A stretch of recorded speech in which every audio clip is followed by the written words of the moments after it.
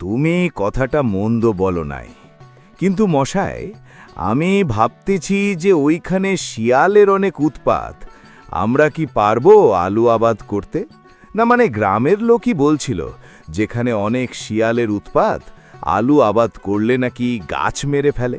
আরে বাবু, আপনি শুধু শুধু ভয় পাচ্ছেন। আপনি শুধু আমার সাথে থাকেন, আপনার কোনো ভয় নেই। দেখুন কি হয়। ঠিক আছে মশাই, আজকে বিকেলবেলা চায়ের দোকানে কথা বলবো আমরা এই বিষয় নিয়ে। আপনি কার সাথে কথা বললেন গো? না, শুনলাম যে কি জানি আবাদ করার কথা আমাদের পাশের গ্রামে। আর ওই গ্রামে নাকি বাঘ ভাল্লুক থাকে। ভুলে ওই গ্রামে যাইবেন না। তুমি শুধু শুধু ভয় করছো। ওই সব আমার কিছুই হবে না।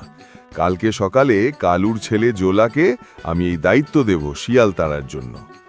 উফ, যাও যাও যাও, দেখি এবার তুমি আমার জন্য খাবার আনো, খেয়ে আমি আগে বিশ্রাম নেই।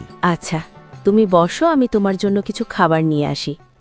এই শিয়াল, শোন, আমি গণনা করে দেখলাম যে আকবর আর আবুল এরা দুইজন মিলে আলু আবাদ করবে। তুই ওই আলু ধ্বংস করে দিবি। আমি যখন বলবো, এখন আমি তাদের বাসায় যাব কিছু কিছু টাকার জন্য।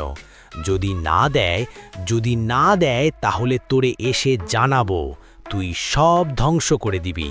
এখন তুই যা, বাসায় যা, সবার খবর দে। এই সুযোগে কিছু ধান্দা করতে হবে।